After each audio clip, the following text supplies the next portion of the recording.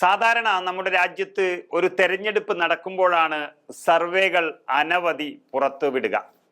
എന്നാൽ India today എന്ന മാധ്യമം അതിൽ നിന്നൊക്കെ വ്യത്യസ്തമാണ്.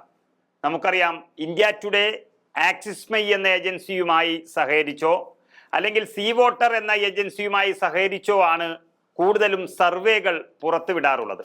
അതുപോലെ തന്നെ എക്സിറ്റ് പോളും പുറത്തുവിടാറുണ്ട്. മറ്റു മാധ്യമങ്ങളിൽ നിന്നും വ്യത്യസ്തമായി ആധികാരികതയാണ് ഇന്ത്യ ടുഡേ ആഗ്രഹിക്കുന്നത്. മറ്റെല്ലാ ചാനലുകളും തെരഞ്ഞെടുപ്പ് കഴിഞ്ഞ് 1 മണിക്കൂറിനുള്ളിൽ തന്നെ എക്സിറ്റ് പോൾ ഫലങ്ങളെല്ലാം പുറത്തുവിടുമ്പോൾ ഇന്ത്യ ടുഡേയും അവരുടെ ഏജൻസിയും ഒരു ദിവസമൊക്കെ കഴിഞ്ഞിട്ടാണ് എക്സിറ്റ് പോൾ പുറത്തുവിടാറുള്ളത്. അതിനർത്ഥം തന്നെ എല്ലാ മേഖലകളും പരിശോധിച്ച് ഏറ്റവും ആധികാരികമായി നൽകുക എന്നുള്ളതാണ്. തെരഞ്ഞെടുപ്പ് നടക്കുമ്പോൾ മാത്രം ജനങ്ങളുടെ മനസ്സിനെ പരമാവധി മുതലെടുക്കുക എന്നതിനപ്പുറം ഏത് നിമിഷവും ഇന്ത്യൻ രാഷ്ട്രീയ സാഹചര്യത്തിൽ ഉണ്ടാകുന്ന മാറ്റം ഒപ്പിയെടുക്കുക എന്ന ഇന്ത്യ ടുഡേയുടെ ശൈലി ഒരു പുതിയ സർവേ ഇപ്പോൾ പുറത്തിറക്കിയിരിക്കുകയാണ്. ഇന്ത്യൻ രാഷ്ട്രീയത്തിൻ്റെ ഇന്നത്തെ സ്ഥിതിയാണ് അതിൽ വ്യക്തമാക്കുന്നത്. അതായത്, ഇപ്പോൾ ഒരു ലോക്സഭാ തെരഞ്ഞെടുപ്പ് നടത്തിയാൽ BJPക്ക് മികച്ച വിജയം നേടാനാകുമെന്നാണ് India Today C Voter mood of the nation അഭിപ്രായ സർവേ പറയുന്നത്.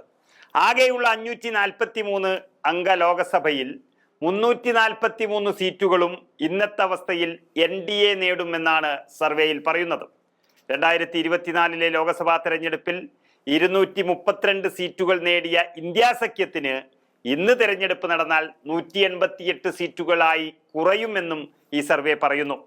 2025 ജനുവരി 2-നും ഫെബ്രുവരി 9-നും ഇടയിലാണ് India Today C Voter mood of the nation survey നടത്തിയത്. എല്ലാ ലോക്സഭാ മണ്ഡലങ്ങളിലെയും 1,25,123 വ്യക്തികളിലാണ് ഈ സർവേ നടത്തിയിരിക്കുന്നത്. 272 ആണ് ലോക്സഭയിൽ കേവല ഭൂരിപക്ഷത്തിന് വേണ്ടത് എന്ന് നമുക്കറിയാം. 2024 292 സീറ്റ് നേടിയാണ് NDAയുടെ കക്ഷികളെല്ലാം ചേർന്ന് അധികാരത്തിലെത്തിയത്. BJPക്ക് ഒറ്റയ്ക്ക് കേവല ഭൂരിപക്ഷം പോലും ലഭിക്കാതിരുന്ന ഒരു സാഹചര്യത്തിൽ സഖ്യകക്ഷിയായ JDUവും TDPയും പിടിച്ച സീറ്റുകളാണ് ഈ രാജ്യത്ത് വളരെ നിർണായകമായതും BJPയെ ഭരണക്കസേരയിൽ എത്തിച്ചതും. എന്നാൽ ഇപ്പോൾ വോട്ടെടുപ്പ് നടന്നാൽ NDAയുടെ അല്ലെങ്കിൽ BJP സഖ്യത്തിന്റെ വോട്ട് വിഹിതം 3% വർദ്ധിക്കുകയും 47% മാറുകയും ചെയ്യുമെന്നാണ് സർവേ പറയുന്നത്.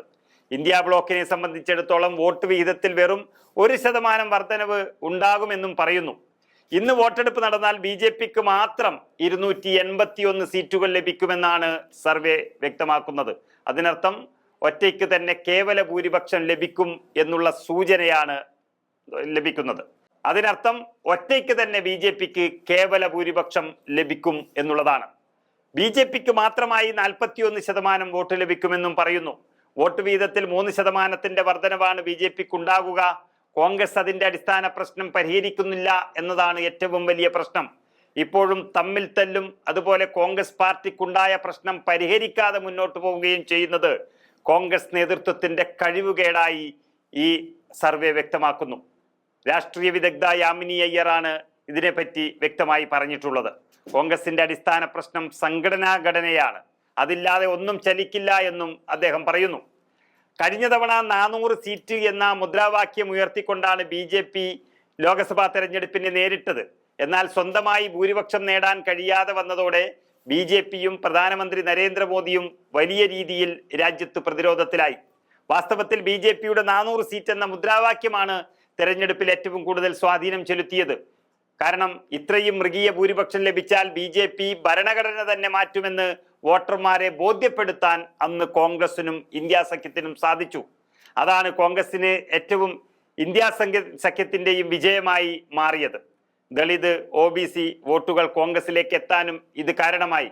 കാരണം BR അംബേദ്കർ ഉണ്ടാക്കിയ ഭരണഘടന BJP മാറ്റിയെഴുതും എന്നുള്ള വ്യാപകമായ പ്രചരണം വരികയും അത് BJPക്ക് വലിയ തിരിച്ചടിയായി മാറുകയും ചെയ്തു. എന്നാൽ ലോക്സഭാ തെരഞ്ഞെടുപ്പിലെ മുന്നേറ്റം പിന്നീട് അങ്ങോട്ട് കോൺഗ്രസിനോ ഇന്ത്യ സഖ്യത്തിനോ നിലനിർത്താനായിട്ടില്ല. ലോക്സഭാ തെരഞ്ഞെടുപ്പിന് 6 മാസത്തിന് ശേഷം മഹാരാഷ്ട്ര തെരഞ്ഞെടുപ്പ് നടന്നു. ഹരിയാന, ഡൽഹി എന്നിവിടങ്ങളിൽ തുടർച്ചയായ തെരഞ്ഞെടുപ്പ് വിജയങ്ങളെല്ലാം BJP സ്വന്തമാക്കി. BJP സംസ്ഥാന ഭരണം പിടിച്ചെടുത്തു. ജമ്മു കാശ്മീരിൽ മാത്രം ഒരു പേരിന് ഇന്ത്യ മുന്നണി അധികാരത്തിലേറി. പക്ഷെ ജമ്മു കാശ്മീർ മുഖ്യമന്ത്രിയും എങ്ങോട്ടാണ് എന്നുള്ളത് ഇപ്പോൾ ചോദ്യചിഹ്നമായി നിൽക്കുകയാണ്. ചുരുക്കി പറഞ്ഞാൽ ലോക്സഭാ തെരഞ്ഞെടുപ്പിന് ശേഷം BJP മുന്നണി വളരെ കാര്യപ്രാപ്തിയോടെ പ്രവർത്തിക്കുകയും ഇന്ത്യ മുന്നണി വളരെ കഴിവുകെട്ട രീതിയിൽ പ്രവർത്തിക്കുകയും ചെയ്യുന്നുവെന്നും അതിന്റെ അടിസ്ഥാനത്തിൽ ഇന്ത്യ മുന്നണിക്ക് തിരിച്ചടി നേരിടും എന്ന 100% സത്യസന്ധമായ കാര്യങ്ങളാണ് ഈ സർവേയിൽ പറഞ്ഞിരിക്കുന്നത് എന്ന് വ്യക്തമാണ്.